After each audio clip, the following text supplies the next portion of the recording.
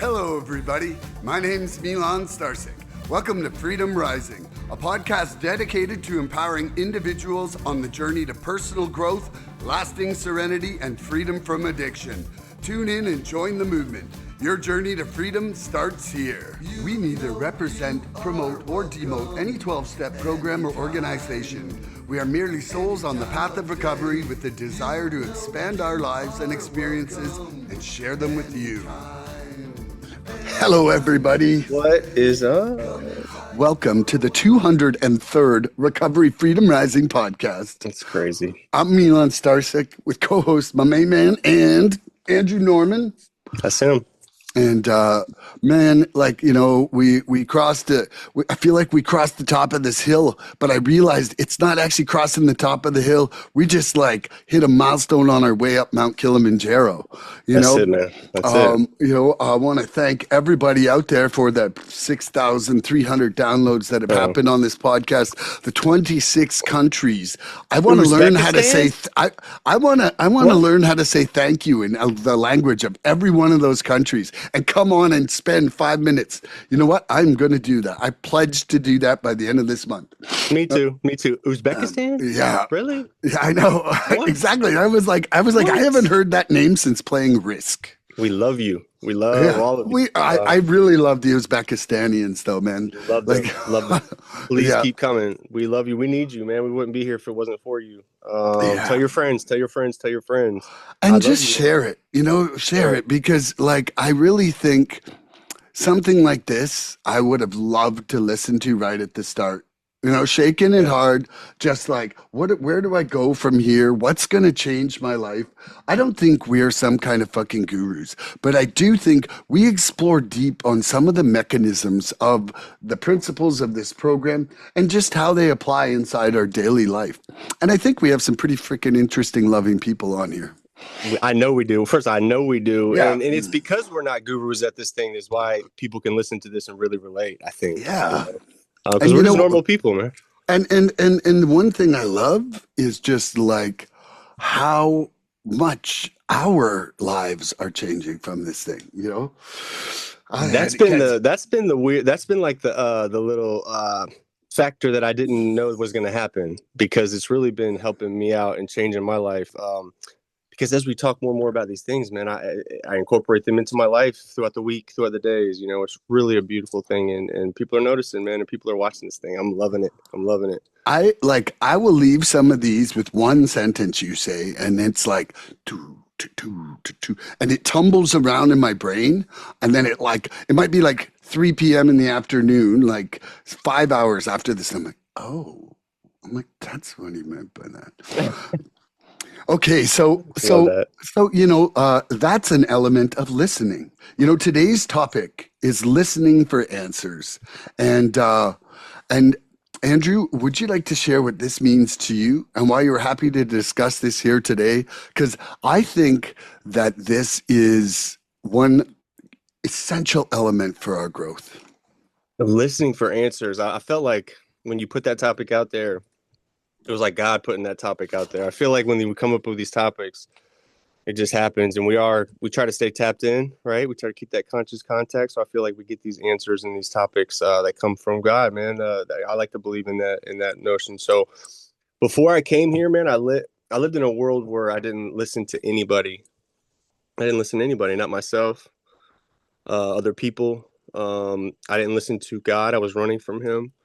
I didn't listen to reality. And if y'all hear me, I'm a little nasally. I'm a little sick. We had people at work that got me sick, and I trudged through yesterday at work. I shouldn't have gone in, but we had other people calling out, so I'm proud of myself. I earned one of them sick days back yesterday, but I'm reeling a little bit, so I'm a little bit nasally, and I do apologize. But listening before I came here felt like weakness. It felt like surrender. We talk about how that surrender, you know, I've mentioned it before, that surrender process before I got here felt like a naive process to me. And so I felt like when I was listening to other people, if I listened to other people, I was being controlled, you know, or I was somehow being corrected on something I was trying to do. And as an addict, man, I ain't having that. You know, I'm not having that. And so there was a fear of being exposed, right? If I was listening to other people and I was taking direction, I would be exposed, and fear of being wrong, uh, labeled as being wrong. And in active addiction, I thought listening was an optional thing. I thought it slowed me down, and I thought listening would mean I'd have to change. Would mean I have to change everything I was doing. So as I come into as I think about it more and more deep, I listened to all the voices that kept telling me like, I'm fine, just one more, you'll be all right. No one will know. You're a functioning addict, right? You're gonna be all right. Like, you go to work every day and you maintain whatever you have to do, and you maintain relationships and all that shit. But I had no clue. I was just burning that shit down, man. I remember telling myself like, I'll fix it later. I'll stop next week, all that kind of stuff. That slowly turned into the slow roll of that voice turning into like, you deserve what you're getting, right? And I ignored all the voices that told me I was dying. I ignored all the voices that told me I'm hurting everybody around me, because I would hear those voices too, but I would just disregard those. I ignored those voices that told me I'm losing everything, and I had selective hearing.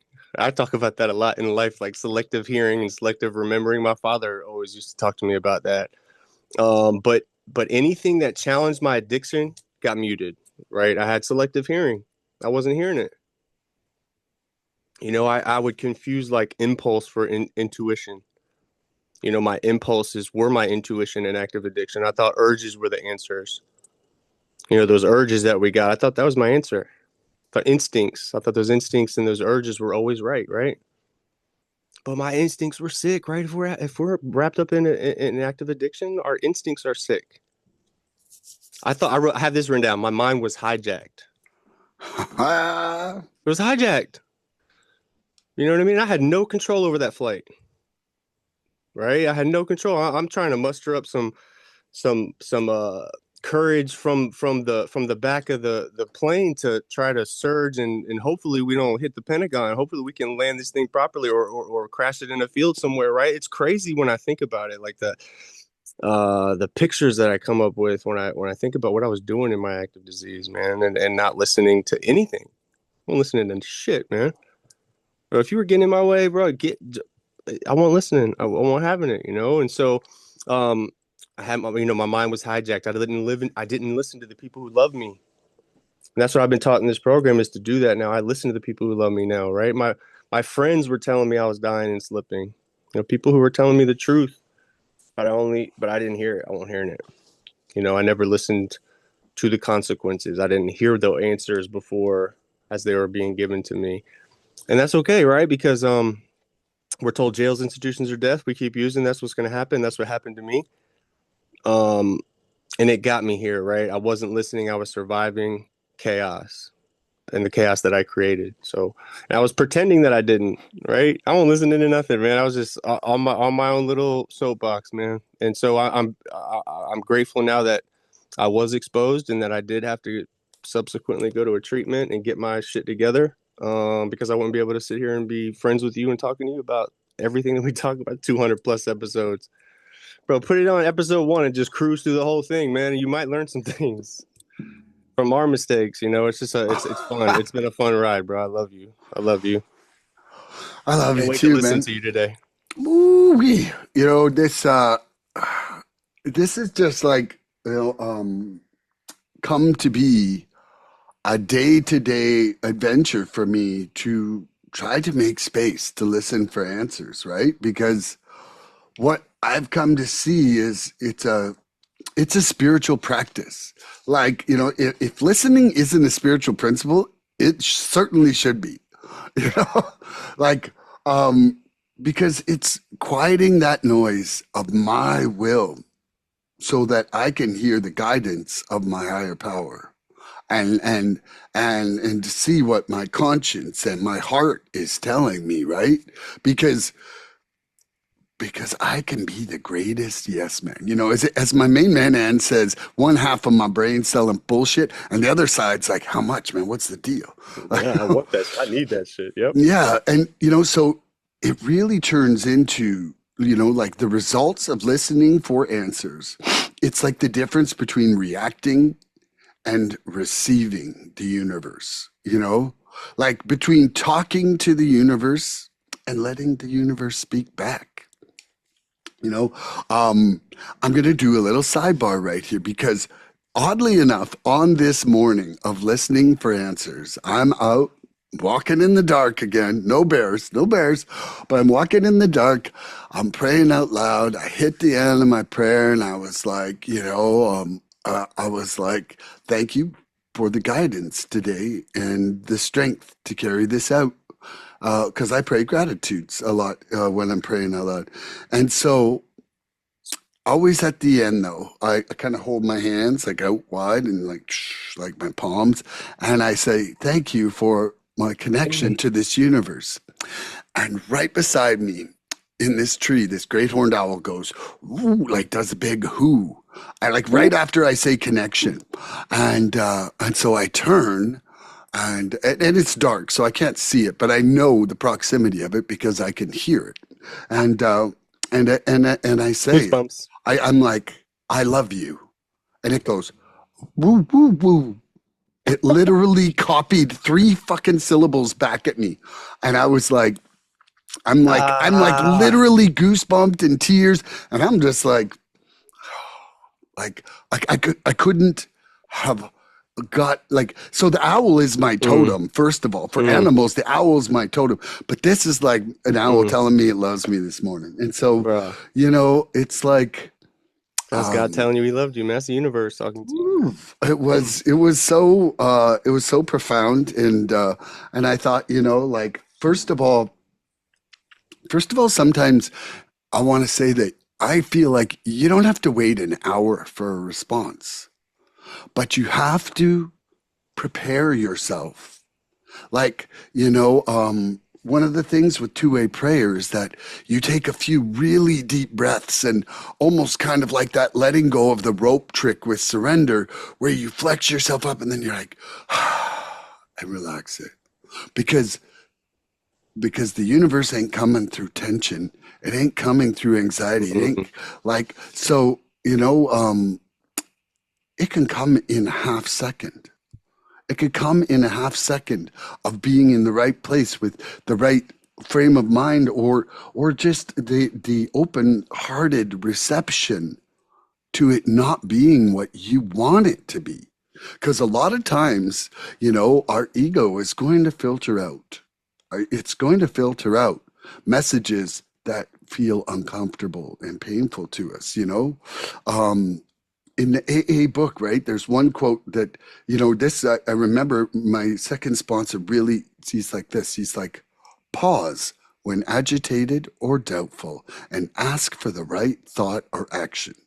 That, like, they're literally, that pause is to listen. It's not like, keep talking and don't open your ears, And the Living Clean says that spiritual progress comes when we stop insisting on our own way and open ourselves to what is being revealed. And the only way we're going to be open to what's being revealed, we're not going to see what's being revealed if we don't stop to listen for the answers. no, You nope. know, and I like to tie it all in to surrender and loving completely because those are my current life filters. And so, like, surrendering allows us to gain some silence to speak. Like I said for myself, my surrender of my addiction was the first moment of silence in my brain that I had had Mm, in decades. And so it helps us let go of the need to control outcomes and interpret our messages through our fears because those fears are going to tell us to keep doing shit that is not an answer from somewhere else. And future events already ruined. that's right. And loving completely means we listen not to be right, but to understand and connect with the truth and the humility and grace that we need to grow, And so, lastly, I'm going to say listening for answers is not a passive act, it is the heartbeat of faith in motion. Can I Like, just listen to you the whole time? shut up. Please. I don't even want to answer. I just want to hear yes. I love you, man. Thank you. I love you. Thank you for bringing that to the table today, man. I'm like sitting here. First off, the story. I'm sitting here. I can't even sit still.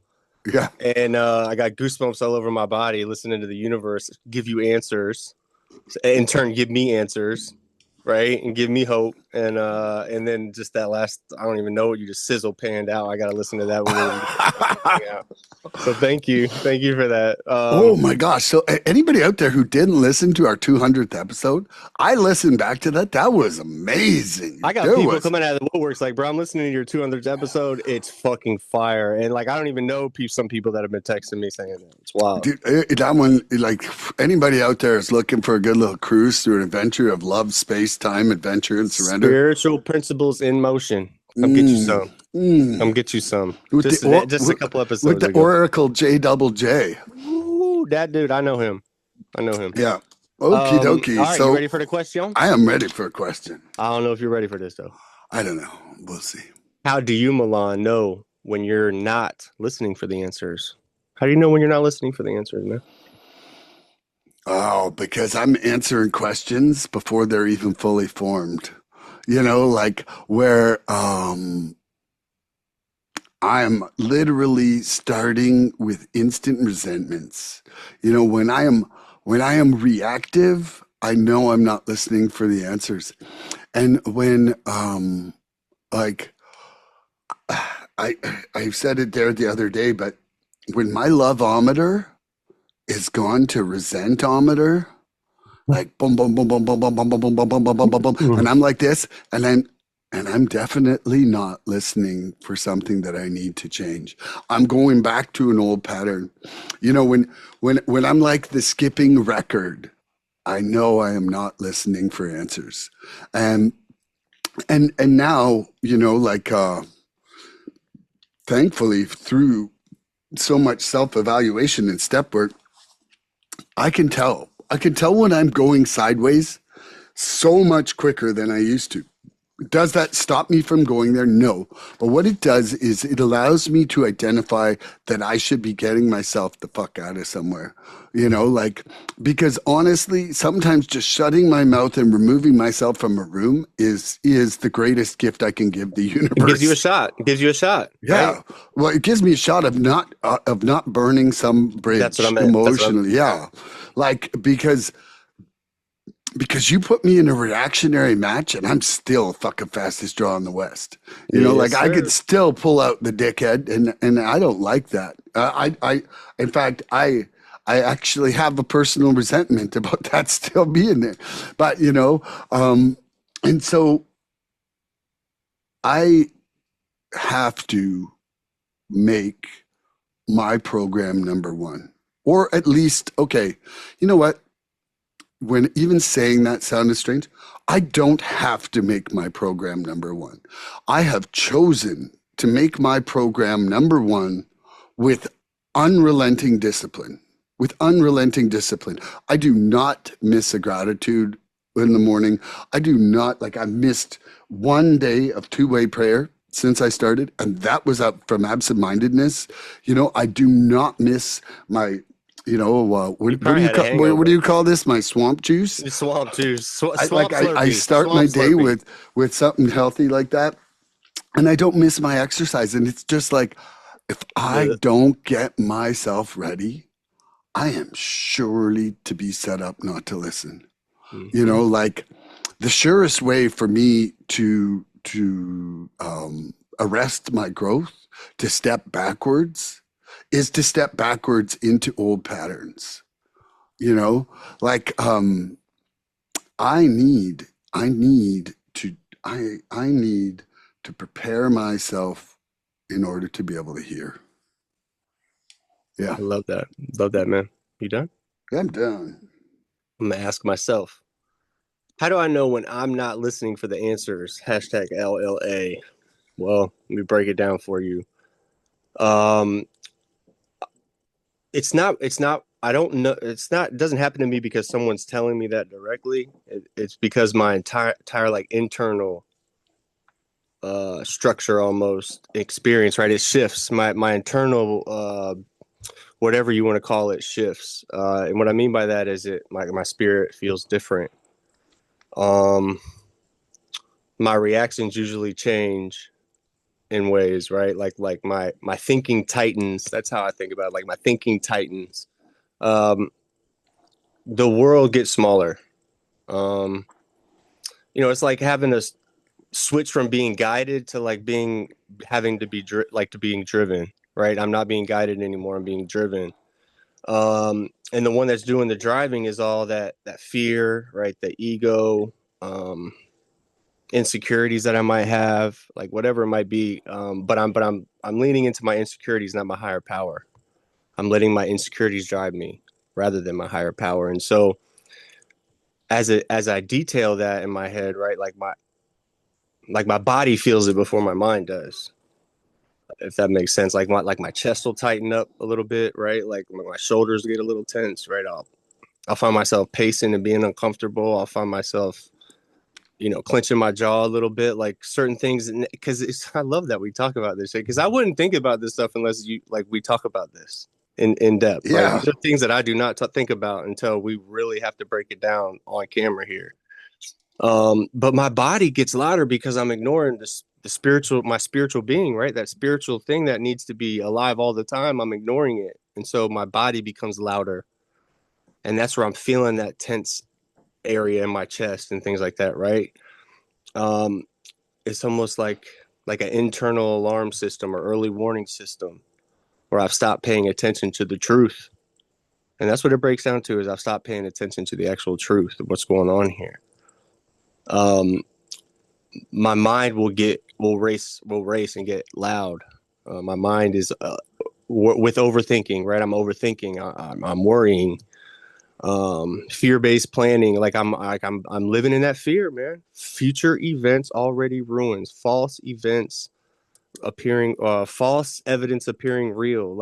I'm leaning into all that shit, right? Those conversations I'm having with myself, in my conversations in my head that haven't even happened yet. Justification, self-righteousness. Um, when I allow my ego to take over that thinking is when I have a problem. That's when I know I'm not listening for answers. And to come back a little bit, like the only suggestions we pay for are the ones we don't take. Like if we have people out here that have gone through shit, you've talked about this a lot. Somebody who's got 30 some years clean. Like if you don't have the humility to go and listen to that man speak, to listen to maybe that one nugget that he's worked 35 years hard to like stay clean and give you that nugget, like you need to really rethink what you're doing. That's me. That's for my process. But when my ego is taking over that thinking, right, like I'm always trying to justify things, like I've got this, and I clearly know going into it I don't. But my mind will be like, bro, you got this, and then I'll just be like, yeah, you got this, right? But in my whole spirit knows, bro, you're full of shit. You ain't got this. But I'll just plow through it, right? It's my addict behavior. It's that addict behavior that it'll never go away, right? But as long as I can catch it right before it hurts somebody else, or I hurt myself doing these actions that I'm doing, like that's where we find freedom, is being able to catch these actions and these thoughts before they become actions. Listening to our head, like listening to our body when it hurts. Things like that, man. That ego that ego and pride will cover all that shit, man. We won't be hearing nothing. What does pride stand for? One of the primary reasons I die early. Ego, edging God out. That is the very antithesis of what we're trying to do here. We're trying to let God in here, man. So, when I start reacting instead of responding, that's what, and we've talked about that a lot on here too. Like when I react instead of like responding properly, like that's a problem. I brush decisions. I'll take things personally. I shouldn't. I do that a lot. I'll assume your motive, or snap back at you, or shut down, not knowing the whole or both sides of the situation. And so I'll try and fix and control things immediately, because that's where I'm coming from. I'm coming from decades of that. So instead of that pause that you talked about, I push. Right, Milan? That pause is not there. We push. Instead of slowing down, I'm forcing to speed up. I react emotionally instead of like responding properly with a conscious contact and decision that I want to make, and that will help me going forward. I don't really think about those outcomes. So when I listen, when I can pause, it gives me space. It's that beautiful space before the action. I didn't have space before the action before, man. Listening gives me distance away from that chaos that that I love living in, man. Did you just pour up some more swamp juice? Where did I that did. swamp I poured juice? some more. It was so thick. It was just like, This looks like I see. I can listen for that today. I wouldn't have listened for shit then, but I heard that swamp juice come in, so it wants me to stop talking. So I love you. I love you too. Okay, I got a question for you. Mm-hmm. Listening begins when we stop rehearsing our next move and start resting in stillness. How has surrender taught you to trust silence as part of your spiritual practice? Wow. Surrender and the silence. That's beautiful. I pray. So today I listen for direction, not validation. So, and part of that is I pray and I sit in silence. I'll ask questions and wait for clarity or wait for some kind of feeling to move towards that goal. And then when I ask for those, the answers will come in different ways, like a feeling that I'll get, like a moment of peace, something that somebody says, right? God speaks through people. Maybe I'll get my answer in JJ's voice, which happens a lot. It might come as like a gut knowing that I need to move forward or proceed, right? The steps always come into play too, though. The steps, that foundation that I've been able to build, wherever I'm at with it, always comes into play too. But God don't yell at me, man. God doesn't yell at me. Sometimes he does. He's got a sense of humor. My God does, but he usually whispers to me. And I hear him when I'm quiet, because when he's whispering, like if I'm loud and he's whispering to me, which he usually does whisper to me, man, like I can't hear him. From what I've heard, in my experience, I can't hear him. So that's why I got to be quiet. I got to stay quiet. I got to live in those quiet moments. And so and I touched on this, I got to listen to my body and my emotions. Like I got to ask myself if and when I'm tired, if and when I'm hungry, that halt, hungry, angry, lonely, tired, if and when I'm overwhelmed, if and when I'm triggered, which I don't get that much anymore, but it doesn't have to be triggered towards using drugs, but triggered towards like acting errantly or doing something out of context. So we talk about that grace in the gray areas, right? I'll run my mouth and I'll make it black and white quick. I want to be able to live in that gray area and have grace in those gray areas. I want to be able to listen to other people without that defensive posture too, because I'll get that defensive posture quick. And I love being like on Zoom a lot because like I can do that and nobody sees it. But and it's not that, but it's just funny because I'll catch myself quick, like, what's wrong with you, man? Like, you're just mad because that dude said something you didn't like, or you don't agree with him, or you think he's full of shit or whatever. Like, that's my own things I got to deal with. It's my own insecurities I got to handle. So I want to be able to listen to other people without becoming defensive. I need to work on that more. Glad we're bringing that to light. Yeah. You know what I mean? So I need to be able to listen when other people like come to me and be like, man, something seems off about you today. I got to be more okay with that and not be so defensive. If somebody comes at me like, what's wrong with you? And be like, what are you talking about, man? Like, no, ask them questions to try to get why they're coming at me like that, not to get so defensive. It's a beautiful, beautiful thing we're making note of here, man, because I need to work on this. Because that gets me into isolation, right? I get people that come to me, and then 2 or 3 people that might say something to me, and I'm like, bro, fuck everybody, fuck y'all.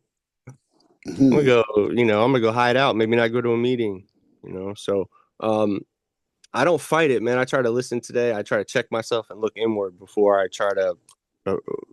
go forward, right? Like, how's this gonna affect me, my family? But listening will help me build relationships too. If I'm not a good listener, you're not gonna be apt to want to hang out with me, man. Anybody.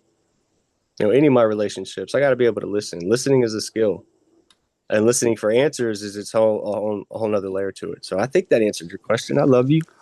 I think that was awesome. And I love you. So you can listen for that answer. Um, Listening. Listening begins when we stop rehearsing our next move and start resting in stillness. How has surrender taught me to trust silence as part of my spiritual practice? I'm going to just briefly touch on like that very first surrender gave me the first speck of silence from my obsessive thoughts in my entire 37 years of being involved with alcohol and drugs. Um, and what that did for me was that gave me some hope and the first smattering of faith that something could be different, right? And and what is faith but that trust, right? That and but one thing that came to me while Andrew was talking, because I'm often inspired by the amazing things this guy says, like that the answers don't have to be new ones. And it can be me stopping listening to an old answer that's still relevant to a current problem. Like it's real easy to think about surrender, maybe surrender one action and then turn around and be pissed at someone when I'm driving, right? Like the the principles, the beauty of these principles is that they're real-time answers to every question in life, you know? And like love doesn't become irrelevant because I didn't have enough sleep last night. Love doesn't become irrelevant because Andrew ate my fries and I wanted all those fries. Like They were good too. love doesn't become irrelevant when my dog's taking 5 minutes more to poop and I have something next to do. Like it's patience doesn't become something I shouldn't have when the dog maybe needs to go to the bathroom twice. Like it's just weird things where I've put conditions on things. And I'm really seeing that as blocking me from loving completely, from living these things like and I'm not talking about like me thinking I can become perfect, okay? Like there's an OCD kind of perfectionism that can come in and ruin every moment for me, quite frankly, if I want to. But then I'm not actually acting with patience and compassion for my own spirit, right? And but what I want to say though is that for myself, if I don't if I don't start to filter my things through those four absolutes that I've spoken of inside my two-way prayer of honest, pure, unselfish, and loving, if I don't start filtering things through that, then I don't feel like I'm growing anymore. Like because my ego will say, that was a good enough response, Milan. Attaboy. And those are the attaboys that are dangerous AF for me. Like it's literally like those things can like ruin friendships, hurt relationships, like make other people feel not loved, make me act out in pride, which may belittle people that I love and so preciously do not want to hurt. Like there is so much that we can let slip by as good enough. And I just want to hold myself to a higher standard than good enough. You know, like I want to feel like when I do my step 10 at the end of the day, have I been loving as much as I can right now? And I would like to say yes when I hit my pillow at night. And and so what that means for me is it means taking that time to reflect. Like when I'm doing my two-way prayer, and say, for example, for loving completely, like first of all, I'm reading that First Corinthians 13, which I think is pretty kick-ass definition of love. Like, kind of made me cry the Agreed. first time I read it. Agreed. And and and so there's a fair list that I repeat, and I don't repeat it because I'm not connected to the universe. I repeat it because it's relevant every single day, and I do believe that patience only becomes boring to somebody who's impatient. Like, Great point. and that was a great point. That was a great point, man. But That's the beautiful. thing is that I use that those things that are just a repetitive part of my list in a response as a way to kind of like silence my brain and get the stream of consciousness going when I'm writing. And then it's just like every once in a while, like one weird little new one will come out. And then I'll take a look and I'm like, does it hold up? Like, is it honest? Is it pure? Is it unselfish? Is it loving? And then it probably is getting added to the list, but it really keeps me in check of just like, okay, this hamster cage here needs to be kind of put on autopilot in order to even listen, which is why some of the biggest things come to me when I'm outside walking. Like there's enough physical movement happening that there's part of my brain tied up with that, and then new things can come to me. I don't even think I answered my question, and I could give a flying fart. You answered it perfectly, Jack. Come on, man. Hey, what was that thing about patience? Patience, what? What about it? Oh, the patient thing. Yeah, you bro, I'll it listen was back. beautiful. You said the only people that are the only people that have a problem with patience are the people who are impatient. Yeah, It's beautiful. That's true. That's so true. It's like, this is a very simple program made for some super complex people, bro. We gotta break this thing down. You ready for my answer? I'm ready for your question. What does the term active listening mean to you today, Milan? Ooh, active listening to me means a course my mom took when I was in grade. I want to say grade 9 to 11 or 9 to 10, and so she always was upgrading herself throughout my childhood. She was a teacher, and so she always took extra courses. And shout out to her showing me that learning is fun. Yay, Kathy, I love you. Love you. And so active listening was, it is a manner of reflecting back what people say. Like reflecting back important points so that either A, you're clarifying, or B, that the person's feeling that they've been understood and heard. And I would say that I fall short of actively listening because sometimes I assume that people know what I'm thinking. Like I have this way of like, I responded. Didn't you hear my brain? Like sometimes my lips don't even move. But I do implement it when I want to make sure that I'm really understanding someone's intentions. Like if I'm feeling that there's an ambiguity in a situation emotionally between me and someone, I will say, hey, do you mean this? Because this is, the feeling I'm getting from this, or this is my understanding from this, can we clarify that? And I especially sometimes have to practice active listening with my clients because, for people buying and selling houses, it's a big deal. Like I might help hundreds of people do it, but you might buy 3 houses in your whole life. And I guarantee each one of those is going to be a big deal to you. And so the stresses get high.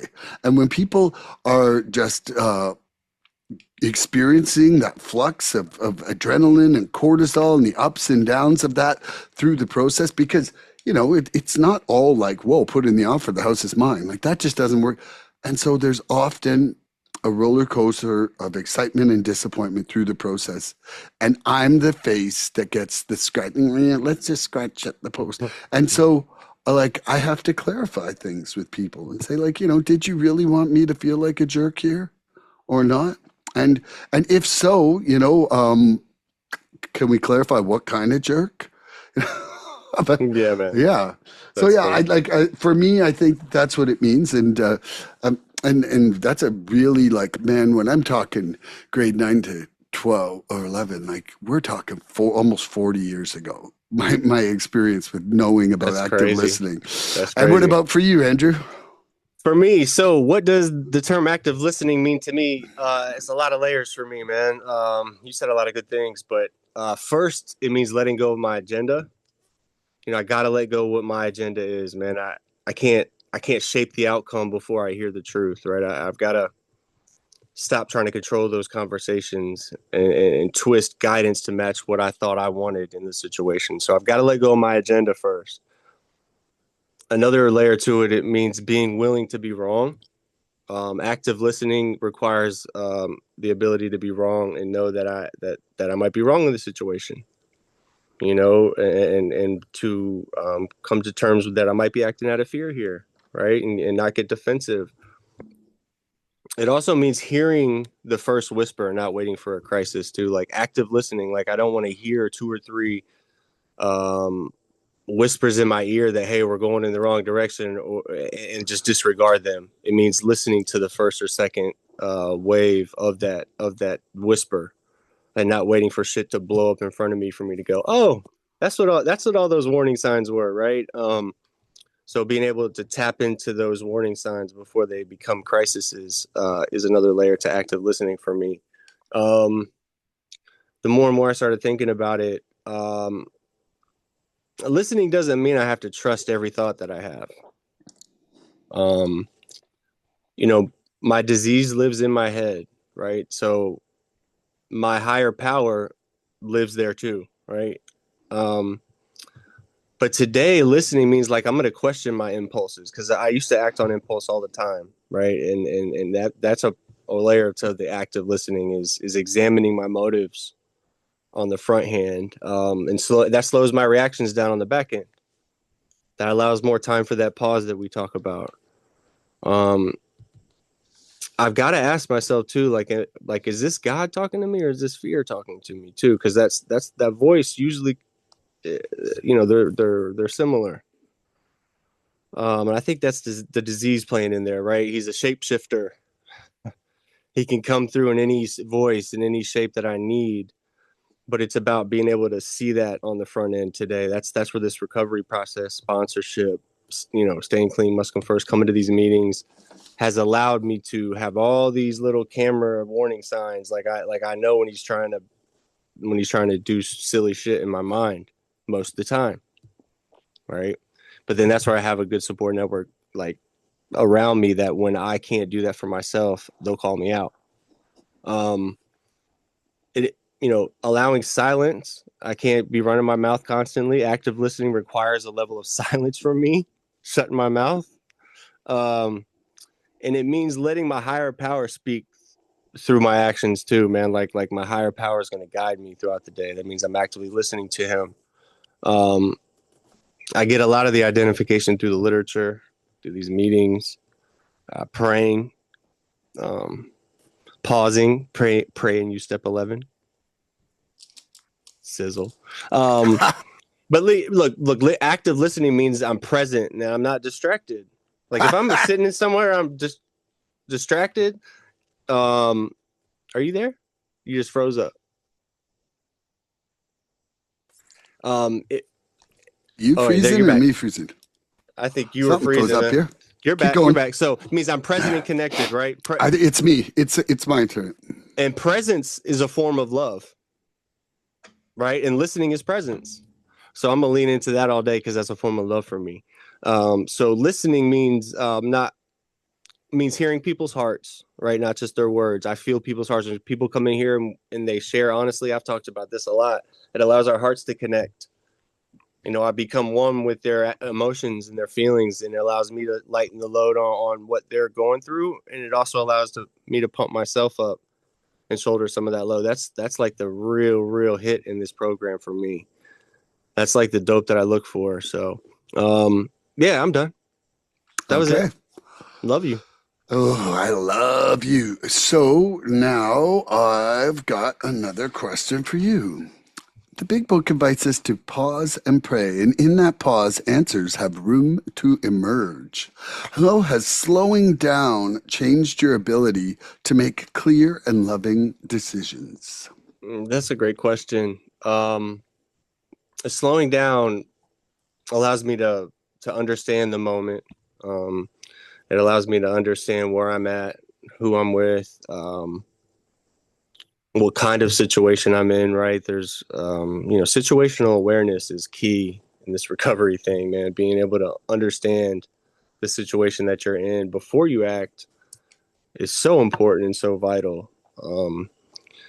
Because my disease will still whisper, like, I can handle this alone. Like, I don't need help.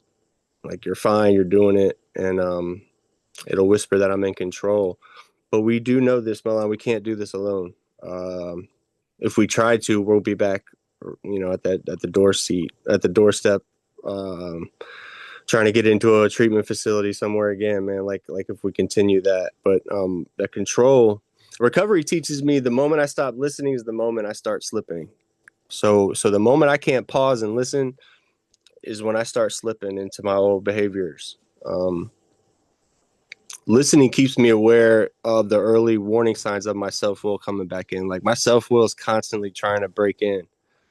And how I notice that is like I'll be irritated, like my ego is showing when I find myself impatient throughout the day consistently. When I'll find myself avoiding support and ignoring those red flags. So being able to be silent, stay quiet, and listening in those moments gives me warning signs before I go and destroy things, because I am good at destroying things as an addict. It's easier to destroy something than to come to terms with who I am as a person and what I did in the situation. I'll just destroy the whole shit, and then everyone's railing. And that's a terrible way to live. And that's how I used to live daily. This whole thing makes me a better sponsor too. The whole sponsorship piece, like the pause, the quietness, this active listening, allows me to be a better sponsor. I'm not even sure what your question was. I love you, and I love you because that's all that matters. I think you nailed it, man. Thank you. The big book invites us to pause and pray, and in that pause, answers have room to emerge. How has slowing down changed my ability to make clear and loving decisions? You know, I truly believe that awareness is the initial point of change for me, and also though, it's it's changing my behaviors and my responses and my actions. And so if I don't take that pause, I am for sure going to go to whatever my muscle memory is. And and there's probably a good chance that's not a clear and a loving response. Like in a rapid fire assault of, like the rate of action happening really determines the viability of my state of mind, and so having a pause gives me a second to actually truthfully assess the situation, and in that assessment I'm able to go, okay, this is actually like this is this situation, not what my immediate, like, when Andrew was talking earlier about being defensive, I grew up in a very rough environment. My instant response is to strike back, eliminate, and be the one who can walk away. And it doesn't mean I'm punching people. Like, that has stopped decades ago. But what it does mean is that I will take something as a threat, react to it before I can even understand that it's not a threat. Mm-hmm. Like I just felt so threatened in fight or flight at formative time in my childhood that it's like, I need that breather. Like Survival. if you back me in a corner, there is zero chance that I'm not coming out swinging. Yep. Like verbally or physically. Like, and so it really takes it takes me being able to remove myself, to slow stuff down, to clarify things. That awareness allows me to make a judgment and sometimes pray for guidance in that second where I'm just like, get me through this in a loving and surrenderful way. Like, Yeah, man. Yeah. because sometimes that's all I've got is that That's all you got. millisecond. And I know that for me, I have to back off. Like I have to back, like my loving decisions, my desire to be loving and my ability to be loving is a learned event right now, you know, like and it's taking a lot of scars getting ripped off my heart to allow me to now. And I got some like swamp juice in my throat. It's Sticky the swamp kale. juice. It's the kale, man. I'll tell you, the kale can be a throat tickler. But so anyway, what I want to say is that my intentions are to be loving, and if I do not take that breath and take that response and quite honestly, you know, am I listening to the other person in this circumstance? Am I seeking to understand their thing, or am I just trying to bulldoze what my expectation is into the situation? Because when I'm bulldozing, I'm taking no prisoners. I'm just like, here's Milan's moment. Watch me shine. And it's rarely too freaking shiny. Like, I'll tell you that. That excavation process with Milan is not cool, man. That shit's Yeah. Yeah, exactly. just plowing through, bro. Do you have another question for me? Heck no. Oh, Yes. It is how does listening help you stay clean? oof, man. Break it down. Okay, break it down. Listening helps me stay clean because, first of all, I only had to change one thing to come in here, and that's everything. And so if I literally have to rebuild all of me, it's going to be from learning from others, you know? Hmm. And so first of all, I had to listen to the people at the treatment center. I had to listen to my peers at the treatment center. I listened to everybody at every meeting I go to.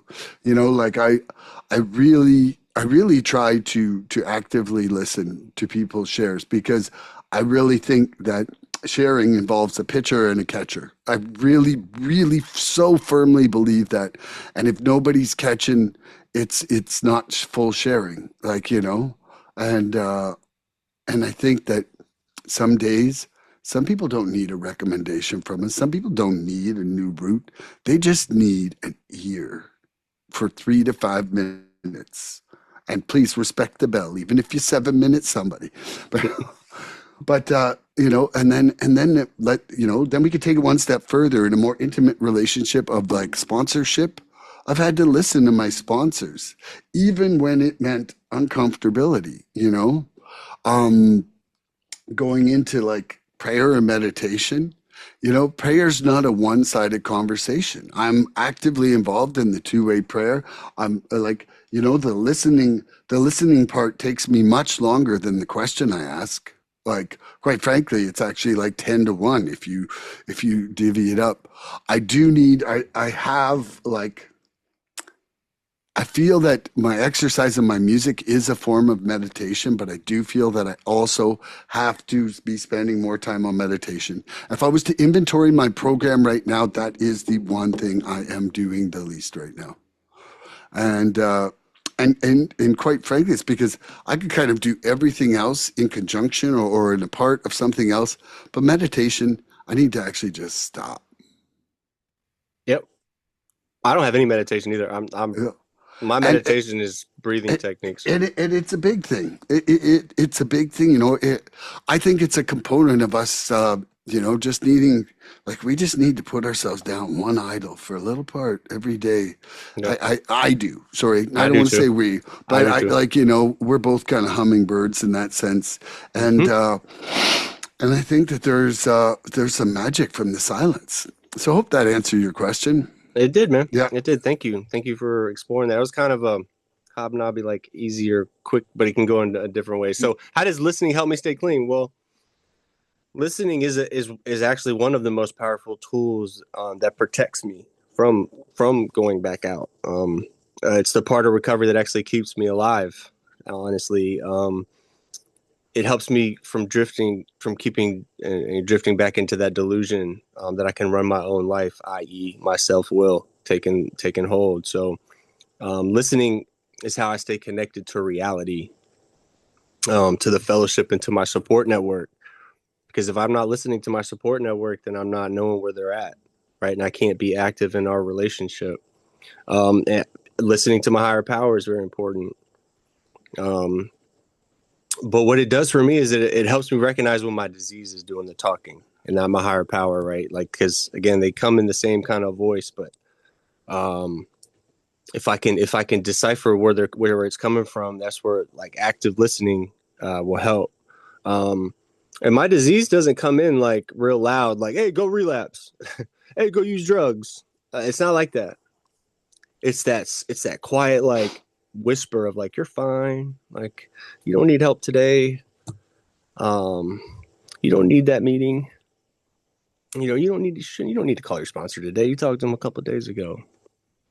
You can figure this out alone. What do you need them for, right? That's my disease. And that's a tricky thing to catch on the front side because it's not doing that much damage. But when you start layering up all these little thoughts and little things, like it can become overwhelming. It can out of nowhere, right? It can just take over you. Me, I'll keep it on me. But listening actively as it pertains to recovery and keeping me clean, it allows me to separate the truth from denial. It's a big one. It allows me to separate intuition from impulse. The more and more I think about it, it allows me to separate guidance from justification. That's a big one. It's and listening, as I've looked at it since we started the podcast, is a spiritual principle. Just so you were asking about that earlier. It's almost like a self-defense, spiritual, like a spiritual self-defense for me. Without listening, I fall into my old thinking, and thinking leads me into old behavior, and old behavior will lead me into thinking that using is an option. And that's not that we can't have that, Milan.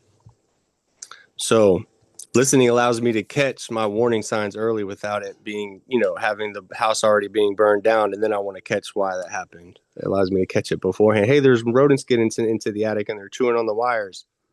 Let's get that taken care of. Not waking up in the middle of the night with my house on fire and then trying to figure out when we get a fire report, what happened, So I don't know how it went into all that, but I think I answered my question. I'm done. I love that. Okay. Living clean reminds us that answers often come through others when we least expect it. Mm-hmm. How do you remain open to truth even when it arrives through uncomfortable people or situations? Say that last part again. How do you remain open to truth even when it arrives through uncomfortable people or situations? Even if that's a beautiful question, the rooms. What happens when it shows up in a jerk or a hell of a time? And so sitting and that's why meetings are so important, going to meetings, because this is where you get you get the plethora of all this, man. You get good stuff, bad stuff. You have to hear stuff from people that you might really, really dislike or not even know that you dislike them yet, but because the answer is uncomfortable, just because the answer might be uncomfortable doesn't mean it's wrong. Ooh, a lot of the time, yeah, right. Just because that's the answer, right? And it's uncomfortable doesn't mean it's wrong. Like the truth might hit me like a freight train sometimes, and it does a lot of times actually. But I wasn't the victim. I wasn't a victim. I wasn't the exception. I wasn't special. That listening part allows me to accept the reality that I needed help in that situation, which allows me to grow. And if I can't do that, I'm not going to grow. So like a layer to that is like meetings rewired my ears almost. It like rewired the way I hear things. When people started sharing, like I heard my story in their voices. Bro, that changed things for me. When I heard my story in someone else's voice, like almost word for word, I lost it. I would hear my denial in other people's honesty, if that makes sense. I started thinking about that. I would hear I would hear my own denial, hearing the wisdom and the experience, strength, and hope of somebody else. It allowed me to tap into how unwilling I was at that point, which is a beautiful thing, you know. Um, I would hear my future, what I could be in the hope of some people's shares. Like people would share that hope, man, and I could lay my future out, knowing that I can do, like, I can do this too, man. Like if they can do that shit, I can do this shit too, man. That, bro, that strength that you get from that is it's unlike anything else, man. There's nothing else like it. Being able to come into a room full of strangers and hear your story and have people telling you they love you, man. You don't believe in shit too, man. And you came here, and I had to believe in whatever the fuck brought them together. I had to believe in that. And it brings me to tears because those emotions, man, they're so beautiful, man. They're so beautiful. They're so raw. And I still go to meetings a lot because bro, like the first, like that magic is happening in all these meetings, right? Like we're all in a certain space in our recovery, but if we're going to meetings, these meetings are hitting us wherever they need to hit us. Like it's this is the main vehicle to get us pumped up and ready for this thing. And I don't even know if I answered my question, man. I love you. I love you too. And it was my question. Your question. Okay, so living clean reminds us that answers often come through others when we least expect it. How do you remain open to truth even when it arrives through uncomfortable people or situations? You know, this is one where I have consistently been the most surprised, you know, when I make a judgment of someone, you know, and I'll call it nothing short of prejudice, you know, like prejudice is literally the word pre and judge together. And so, you know, due to either someone's previous statements, how they look, you know, their attitude, their inability to be nice in my, you know, expectation of niceness, I feel like I shut off to certain people. Like I either shut off, like, and that's not loving completely. I'm being like, this is honest things here. And then all of a sudden they'll give a share that takes me through time and space and is like so profoundly different than I am even capable of thinking, and exactly what I need in my life. And you know, and that in itself is why the unity is so important inside these groups. You know, like all of our differences don't mean anything because of the one similarity we face. You know, and so, you know, there's a writer, I believe it's Luis Ruiz, and I just finished his book Mastery of Self. And one of the things that it talks about is like people, uncomfortable people, like whether you just dislike them, they're your enemy, like, you know, there's probably, oops, just knocked my thing out. There's probably whatever, uncomfortable people is a great term for it. Mm-hmm. So if those people are actually like the greatest gift that the universe can give you, because there is more you have potential to learn about yourself from them than anybody else in your life. And so, you know, because your discomfort at their presence is entirely issues about you inside yourself. And whether it's from, you know, like your shadow self, like your unconscious mind that you don't see, or whether it's something about, you know, your ego that feels threatened by it. But, you know, a reframing exercise that this person had is starting to see them as the gifts they are. Like, oh, okay, what can I learn here? Like, so instead of like, I've got an hour where I'm going to have to be around this guy and I'm not going to like him, you know, like maybe that lady at your work, Andrew, you know, like, guess what? She is your greatest gift the universe could offer. your lesson gift. And it's Yeah. like, and every single day you haven't wanted to unwrap the present, you know? And it's absolutely I'm crazy. turning my sound off for this part. I'm just kidding. But I You're right though. I only learned this like about 5 days ago. Uh and I actually tried it out. I tried it out. And do And tell. I'm not saying anybody's name. I'm not here Yeah, to yeah, yeah. shit. I'm not here to gossip. What I am here to do to say though is that it certainly is the greatest lesson. It really is.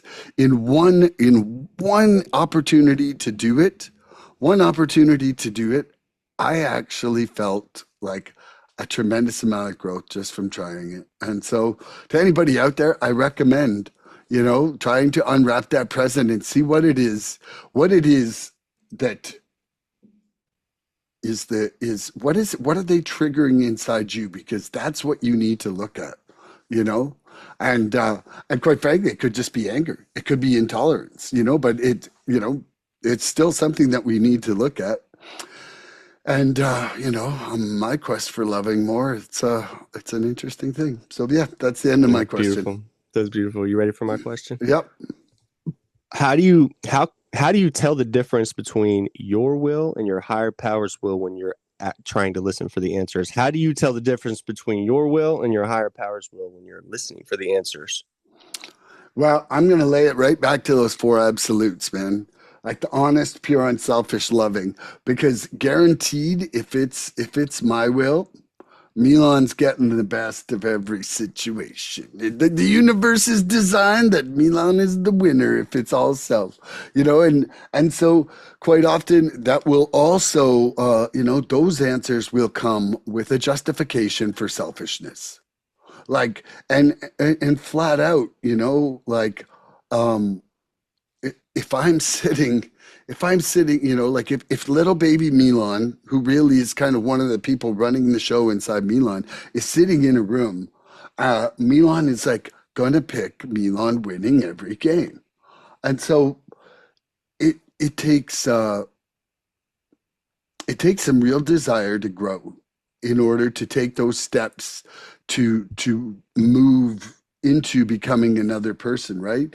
And and much like doing my first round of steps, there's some highly uncomfortable moments of making that assessment, but I think that it's with honesty and humility of evaluating the answers that's going to come, and if it is my will that's honest, pure, selfish, and loving, I've come a lot farther than I think I have. But like I'm trying. But like right now, instead of trying to take ownership for any amazing decisions, I'm just trying to get some guidance, because I'm probably like still running askew with a lot of my thoughts. Love you. I love you too. I'm gonna leave that Love there. you, man.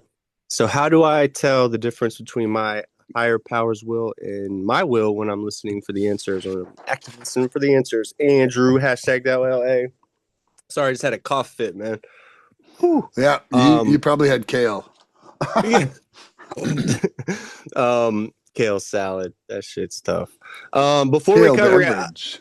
I didn't know there was a difference between my will and anything else. I was blind to the fact that there was anything else other than what I had going on in this world. It was the Andrew world. I really didn't have any regard for anything else or anyone else.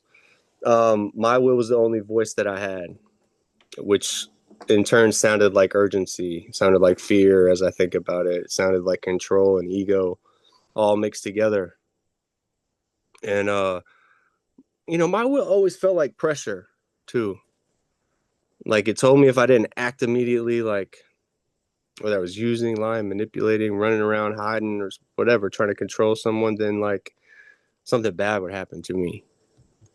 Like it never gave me time to breathe. I never had time or space to reflect. Like it really never gave me permission to listen. now that I think about it and reflect on it hard, and today in my recovery, I'm learning that like my will and my higher powers will feel completely different inside of me. Um, like they show up in completely different ways at two different speeds, two completely different levels of peace. And learning that difference has changed everything for me. Um, like like my will speaks fast, and my higher powers will speak slow, calm, collected. You know, my will's like do something, anything, right? Fix it. Don't let them say that. Don't sit still. If you don't act, like everything's gonna fall apart. Like that's my will. That's him. When I think about my higher powers, well, I hear, wait, calm down. Let's look at it. Let's look at this honestly. Be patient. Pause. Do some discernment going forward. You're safe right now. You don't need to force the outcomes. That's what my powers will sounds like for me. And when the answer I hear inside me feels rushed or panicked or like aggressive, it's usually me trying to take over, me trying to do something, and trying to take that self will back. Pretty much every time. Like if something's rushed and I feel like panicked or I want to be an aggressive ass dude in a situation, that's my self will trying to take over. And on the other side of it, when it feels calm and it feels natural, right? It feels steady and honest and grounded. Even when shit's uncomfortable, like that's when I know my higher powers will is at play. I hope that makes sense. Like even when shit is going crazy, when I feel calm and steady and grounded, I know he's working. He's working at that point, and my self will is not around. Um, because my will always is fear driven. Um, it's always some kind of fear impulse driven. Um, and my higher power is going to always be like spiritually, principle driven somehow. It's going to be driven by some kind of spiritual principle, some kind of something good, and that's when like the honesty comes in, the humility, the willingness. Um, that shit flows a lot easier when I'm acting on his will. Because he is that, right? Like that love piece that I live in, like that's what he is. And so when things are loving, when I can act loving, when I can act honestly, naturally, and grounded, honest, I know I'm working at his will, at his pace, which is where I need to be. That's my ultimate pace right there. It's my cruise control zone, right? If I can find that zone and just coast on that the rest of my life, I'd be okay. But it's about navigating that, trying to find that lane, because we're gonna go up and down, man. It's trying to find that lane and stay consistent, stay close to it. That's where the hit comes in for me. I love you, man. I I love love you. you too, brother. Are you ready for another question? I was born. Okay, this one's a good one. Or I like it. They've all been good ones, bro. I know, but sometimes I just Get like to out of make here. one seem special. Get out of here. Okay, spiritual listening isn't about hearing new information. It's about recognizing eternal truths we already know. What truths have you rediscovered through silence that you had long forgotten? Wow. As I stay clean, right, this listening piece becomes more important. Like, and it helps me avoid those old patterns I'm trying to stay out of. But um, what was the specific question at the end? What truths have you rediscovered through silence that you had long forgotten? Wow. Like I really am. When I can do that, I can pause and react. Like I'm really a very very spiritual person. I'm a very very compassionate person. There's a lot of things that came to light as I've gotten clean and been able to slow this process down and hear these answers. Um, like I'm really not as unorganized as I thought. Like there's a lot of things. I thought I was just unorganized, but it wasn't that. It's just I had no space to create organization when I was in active addiction, man. But um I like to be organized. I like to be streamlined. It doesn't mean that it happens all the time, but um I really, really do get into, other people's, whatever they have going on. The most spiritual person in the room is the most one who can be most honest with how unspiritual they can be. Like, I like to tap into other people's spirituality. It allows me to grow spiritually, and I'm trying to make, I don't know word. I'm trying to find the words. I can't really find them.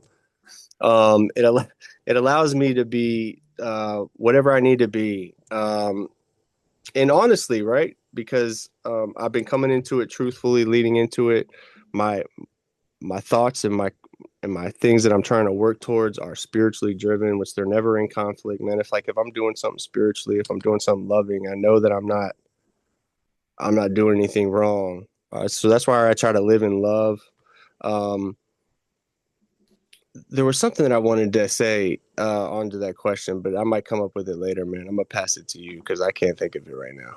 I You don't can know. just like hit the heart emoji and I'll pause if you think I'll of do it. it. That's right. We'll do it. I can't Yeah, think of that'll it be right the code where I got it.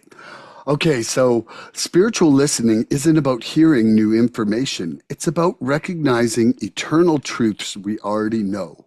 What truths have I now. rediscovered through silence that I had long forgotten? You got it now? No, go ahead. No, Oh, but I understand what you were saying now. Go ahead. yeah. Answer it. No, you're good.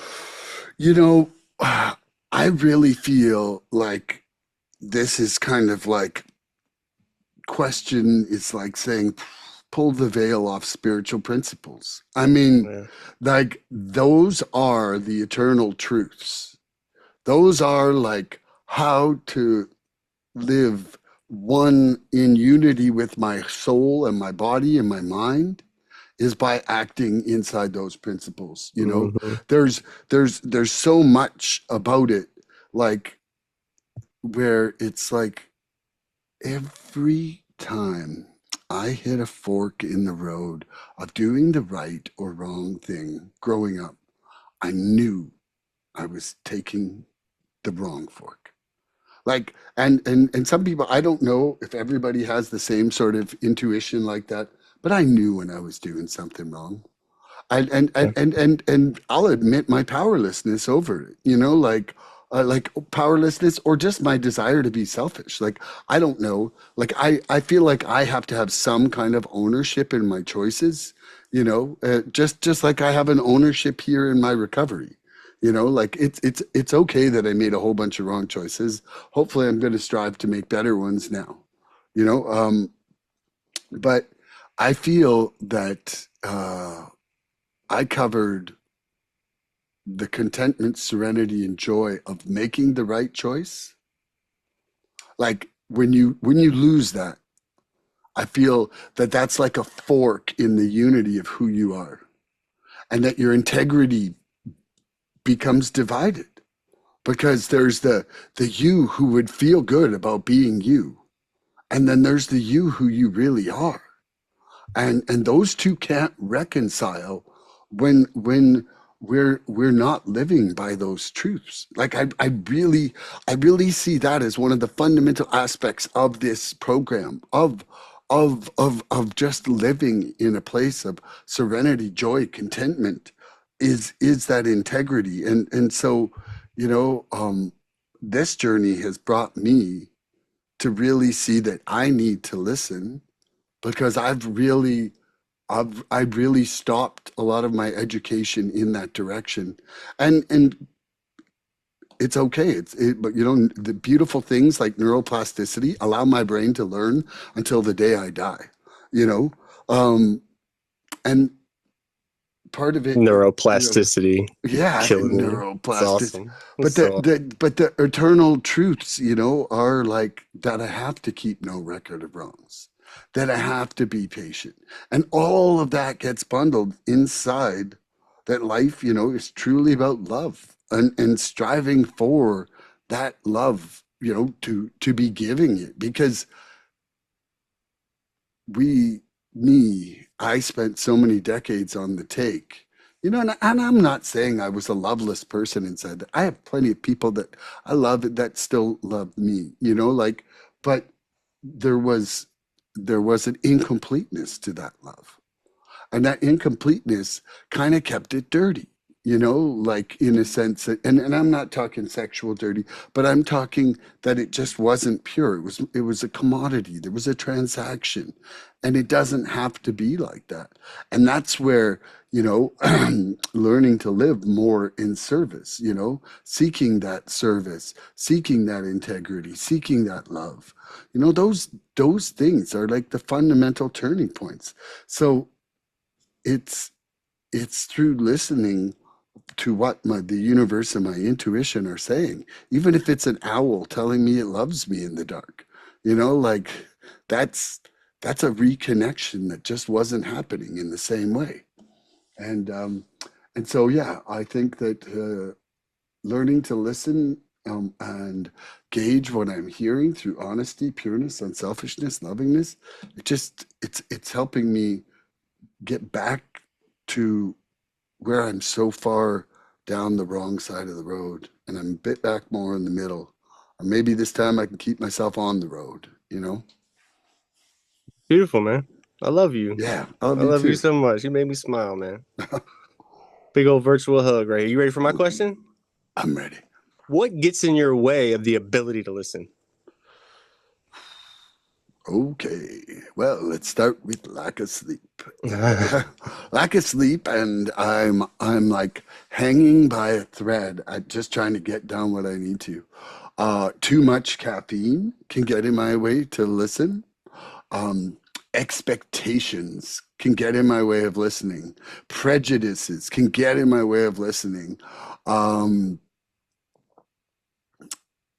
intolerance, intolerance of others, and a lack of acceptance. I will absolutely just not be listening. If I am not open minded to change, that will get in the way of my listening. If I'm not willing to grow, that will also block my ability to listen. Let's see. My ego's desire to be right can get Ooh, in my way of that's listening. my answer. Yeah, my ego's desire to be right, and that that's been one of the most greatest gifts of recovery is my okayness with being wrong more, Yeah, man. like if anything has allowed me to accelerate my learning, Couldn't agree more. it's my openness to, like, I've celebrated being wrong in the last year, celebrated it, like Yep. that just didn't happen before, man, ever. Mm-hmm. So yeah, I think all those things there. It's not a long answer, but it's the No, that's truth. beautiful. I know it's Yeah. kind of a silly little question, but um, what gets in my way of the ability to listen? You hit on a It was lot a of things. great question. It was The not main silly. thing, the main thing I wanted to hit on was my ego gets loud. My ego is so loud, man. My ego is the biggest barrier between me and that listening piece that we're talking about. Um, because it makes me want to control issues and outcomes and everything that's going on, and control the perception too that people have of me. Like, and that's wrong. That's not. That's where I used to live. I don't live there anymore. I can't live there anymore. Um, it doesn't matter what you think about me. The people pleasing part. Now that we've really, really put a lot of we've talked about that people pleasing a lot in here. It's the highest form of self dishonesty, and it's a real hindrance to this recovery process, big time, big time. And so when my ego's in the driver's seat, like, I interrupt people. I defend things that I shouldn't defend. I justify things I shouldn't. Like, I'll rationalize behavior, and I stop hearing what's being said at that point when my ego's taken over. And so, got to set that ego down. You know what I mean? Because when he's there, I start crafting things that I want to hear out of what you're saying.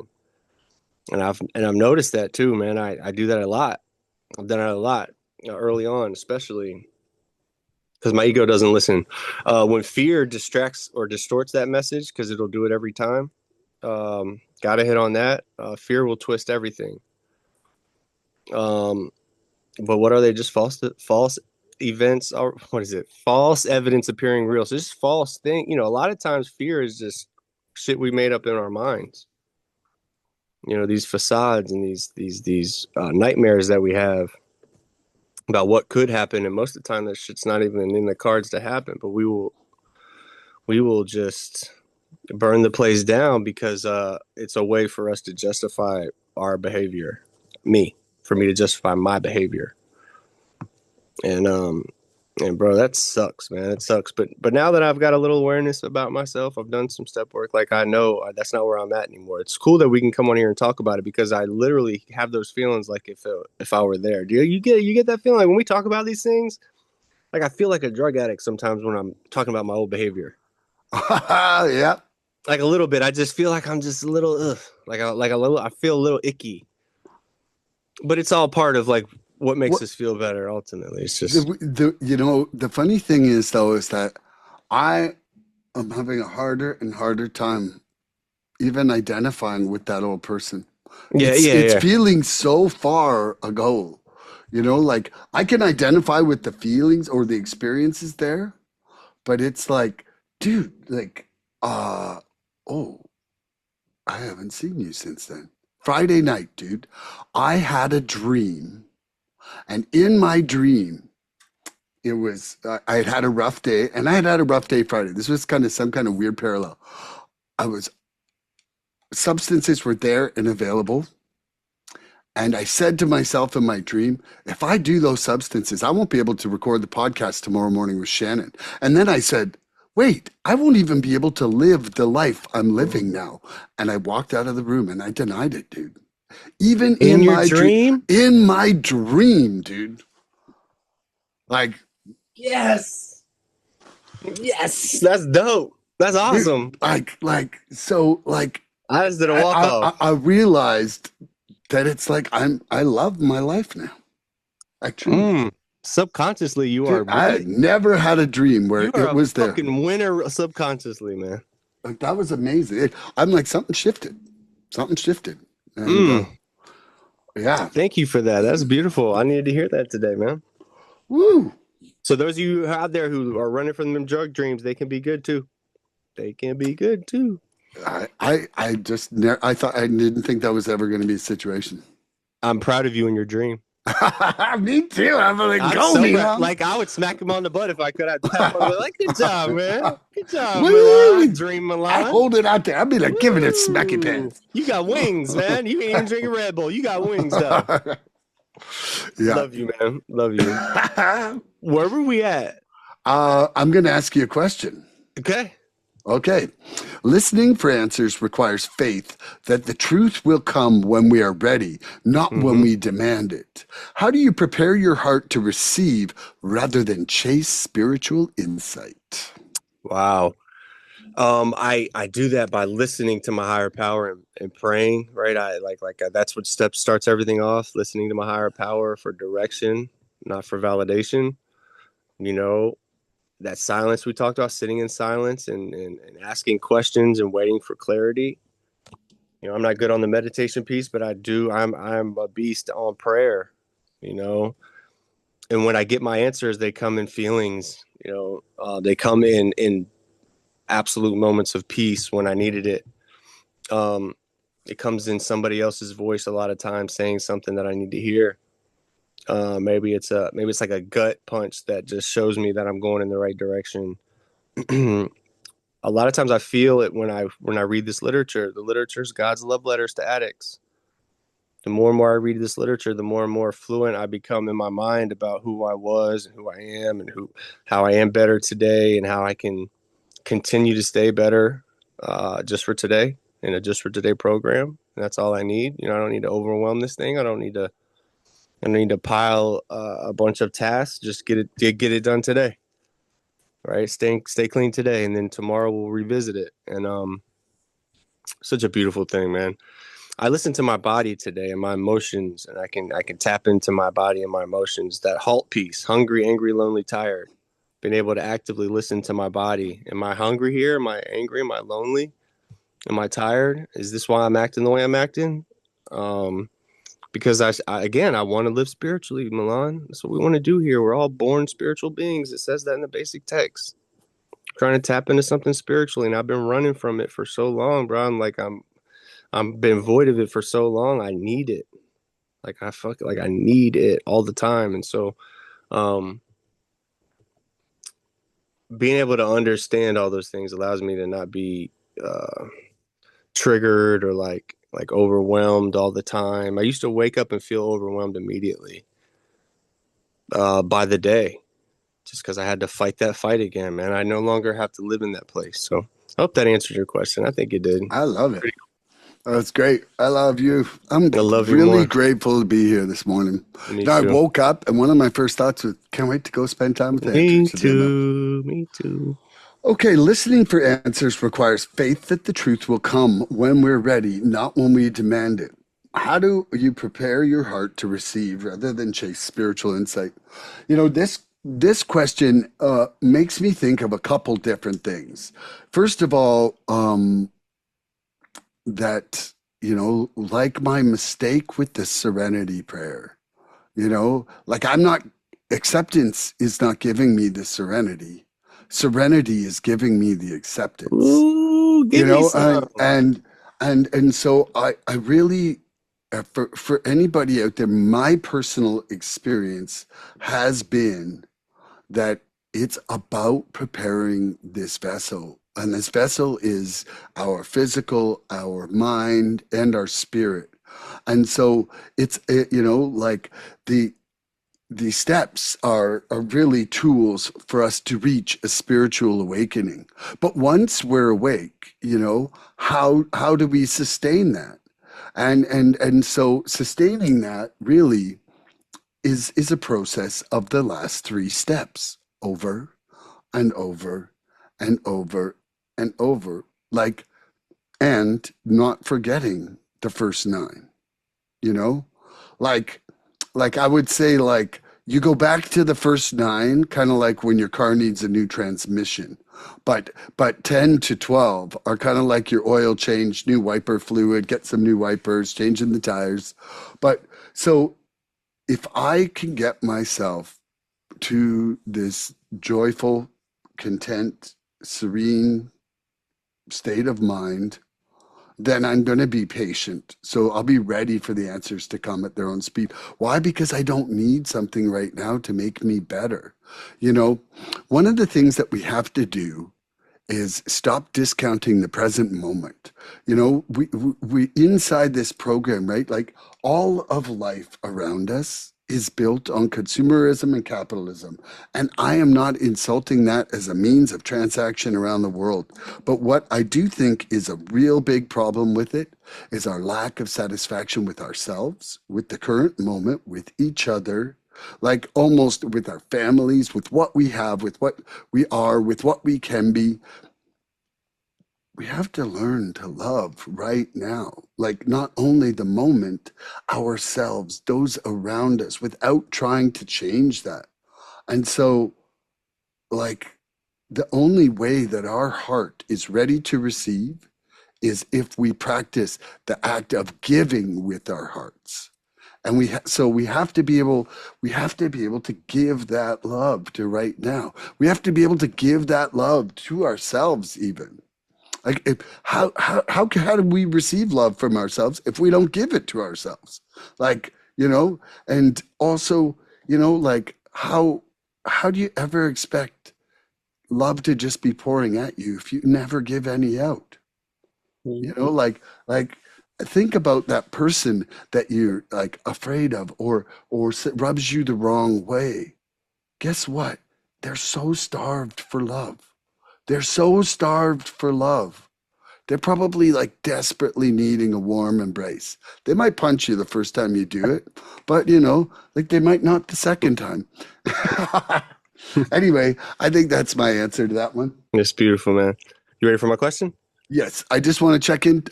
We're hour 36 in. What's your timeline today? 10:15, man. I was Okay. gonna say Yeah. Okay, so let's see how long your question goes, and then if we got time for one of mine, we'll do it.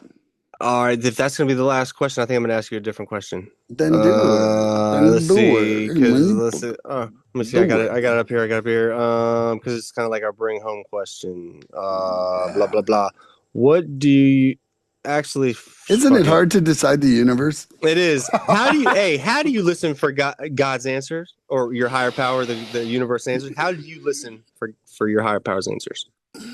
Okay. So I will generally kind of, you know, first of all, I'll talk about when I'm outside praying.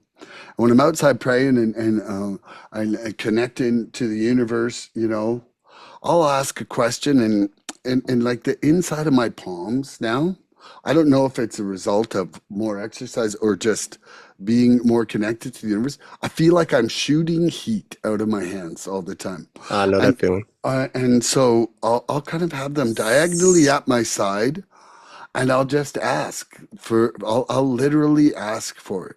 And then I'll walk and then I'll kind of bring them together and I'll move them about, just feeling that energy flow, you know? And while I'm doing that, I'm listening. And it really, I think that the answers come with the flow. I don't think they come from stagnation. And so I feel like I don't need to trap a good idea or trap an answer. I think an answer comes through me. And then maybe it moves on to the next person who needs that answer, you know? So it's like trying to keep that flow up. I'm trying to keep myself healthy.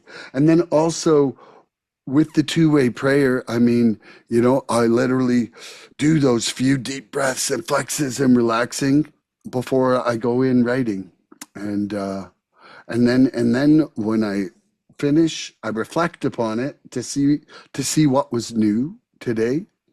And then one of the things I do is before I start that process every morning, I'll take yesterday's and I'll look at yesterday's and I'll see, like, you know, what was the thing that actually worked yesterday for me in that list? And or what did I fail to implement sometimes? Because sometimes that's an answer in itself. What am I afraid of? What am I afraid of trying? What do I keep writing down that I never do? That's That's it. beautiful, man. That's Yeah. beautiful. You're a beautiful man, dude. I I love love you, you. man. I love you more. How do I listen for God's answer specifically? I like this question. It starts with me quieting my own voice. I gotta quiet my own voice. I can't hear God if my ego is yelling, and so a lot of times that means for me to pause, breathe. Breathing is big for me. I ground myself in the moment. I let go of my opinions. Um, I release my expectations. And I surrender my desire for the outcome that I want. I have to do that if I want his answers specifically, right? Because God doesn't compete with my noise. Bro, he ain't having that, man. He'll wait till I'm done. Like, bro, like do all that shit you want, man. I'm ready whenever you're ready. I've been here. I made this thing happen. God waits till I'm still enough to receive it, bro. He ain't gonna waste his time. He got a lot of other shit going on. The silence isn't empty. It's the silence is where God speaks for me, man. That's where I get my answers, is in that silence. God speaks to me in that moment of true silence. It's the only time I hear him. And then it layers into, like, I ask myself this question: what's the next right thing? When I start receiving when I start hearing him, I ask him, like, what's the next right thing? What's the next right thing for me to do in this situation? Not the next 10 things, not to ensure the future, right? Not for like the whole plan, but for this thing right now. And is it aligned with my spiritual principles and the person I'm trying to be today? Is it going to help me grow spiritually, right? Or is it just going to satisfy my ego? Because if it is, then it's just me. That's just me talking. But if not, like, then I'm here, then I'm listening, I'm actively listening to God, right? And like his answers. Because like emotion for me today, which is a lot different, it's not loud. I listen through spiritual principles, not emotion today, because emotion was everything for me, and I got to cancel that emotion out. Because if I let my emotions take hold, I'm done. Every time I've said that a lot on here.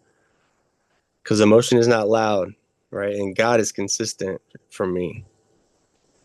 You know, like emotion changes by the hour, and God speaks through timeless principles, right? Like God is time, right? And so I got to understand emotions are going to come and go.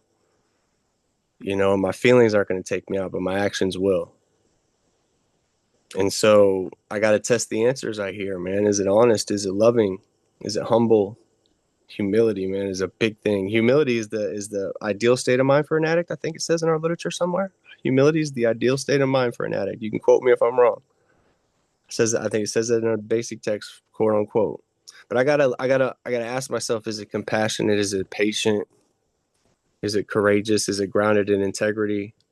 All these things that we've done podcasts on. Is it grounded in all of these things? All of our podcasts that we've done. Is it grounded in all of those things? We've done 200 of them plus. Come on now. That's crazy to think about, bro. We've done 203 of these things. Are you fucking kidding me? Are you serious right now?